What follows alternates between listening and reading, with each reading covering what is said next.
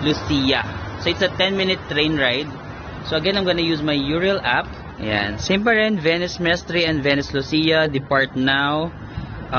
For today's vlog mga pare, may panibagong YouTube channel naman tayong i-review o i-feature walang iba kundi YouTube channel ni Marvin Samaco. So yung pare, si Marvin Samaco, ang kanyang content ay travel. So napakaganda panoorin ng mga content ni Marvin Samaco. So kapag once na manood tayo ng mga video niya, ay parang nakakarating na rin tayo sa iba't ibang bansa na pinupuntahan ni Marvin Samaco. Ito si Marvin Samaco mga parikoy ay meron siya mag-get 110,000 subscribers. So deserve niya magkaroon ng maraming subscribers sa kanyang YouTube channel. So sa mga hindi pa nakapag-subscribe sa YouTube channel ni Marvin Samaco, i-subscribe niyo na yung kanyang YouTube channel.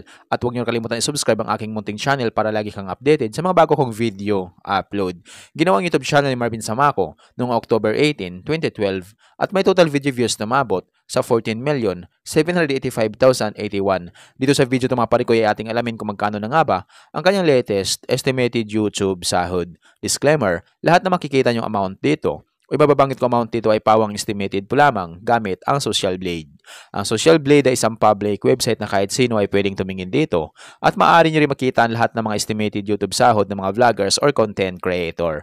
Layunin lamang ng video na ito na makapagbigay ng inspirasyon sa mga taong makapanood nito, lalong-lalo sa mga small YouTuber. So yung mga pare ko, ano pang hinintay natin, samahan nyo kung i-review natin ang status ng YouTube channel ni Marvin Samaco.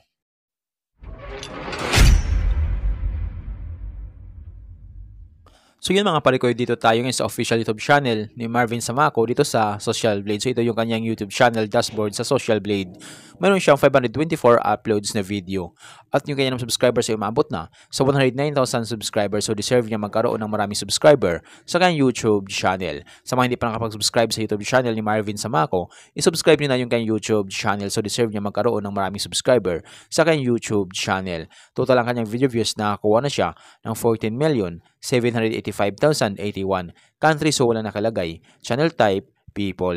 Ginawa ko YouTube channel ng October 18, 2012. Total grade, nakakuha siya ng letter B. Social Blade rank ay pang 296,172.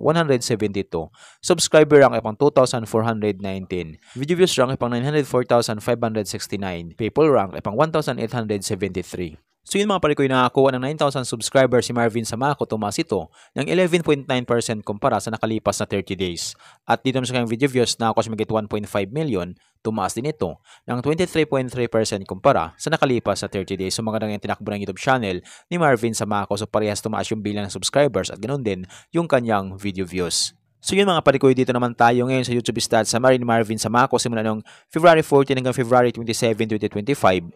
Dito natin makikita yung mga nadagdag yung subscribers, video views, at yung kanya naman estimated earnings. So dito sa kanyang subscribers, nakakuha siya ng 1,000 subscribers mahigit noong February 15. At noong February 18 naman nakakuha siya ng 1,000 subscribers.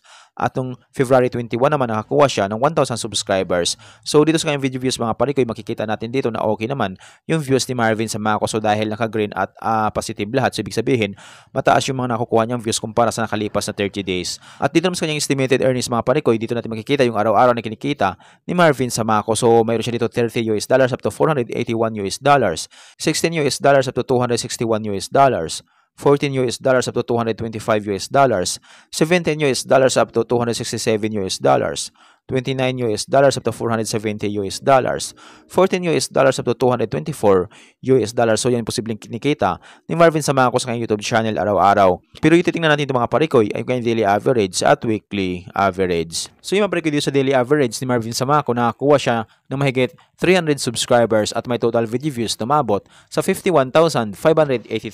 Kumita ito ng $13 up to $206 i-converted sa piso.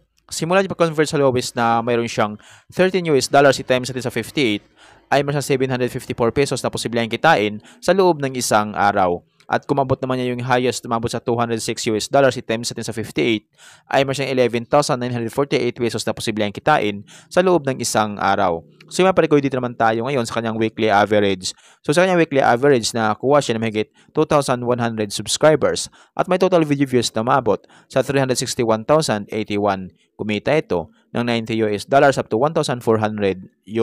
So i-converted sa piso, Simula di pa-convert sa lowest na mayroon siyang $90 i-times natin sa 58, ay mayroon siyang 5,220 pesos na posible ang kitain sa loob ng isang linggo. At kung mabot naman yung highest, mabot sa $1,400 i-times natin sa 58, ay mayroon siyang 81,200 pesos na posible ang kitain sa loob ng isang linggo. So, proceed naman tayo sa kanyang estimated monthly earnings.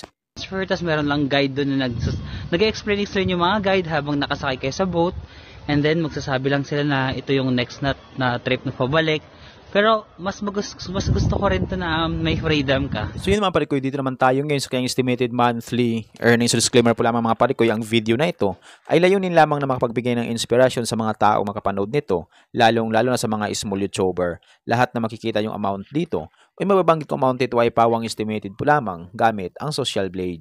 Ang Social Blade ay isang public website na kahit sino ay pwedeng tumingin dito at maaari nyo rin makita ang lahat ng mga estimated YouTube sahod ng mga vloggers or content creator. Layunin lamang ng video na ito na makapagbigay ng inspirasyon sa mga tao makapanood nito, lalong-lalo sa mga small YouTuber. So maparekoy kung meron kayong inidulong vlogger na gusto nyong malaman yung kailang estimated YouTube sahod, paki-comment lamang sa comment section at gagawa natin ng itong klaseng ori ng video. So dito sa kanyang estimated monthly earnings mga parikoy, makikita natin dito na meron siya dito $387 at yung highest na may mabot sa $6,200.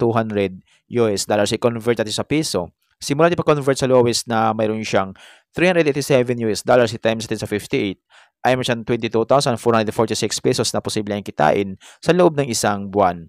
At kung mabot naman yung highest na mabot sa $6,200 i-times natin sa 58 ay meron siyang 359,600 pesos na posible ang kitain sa loob ng isang buwan.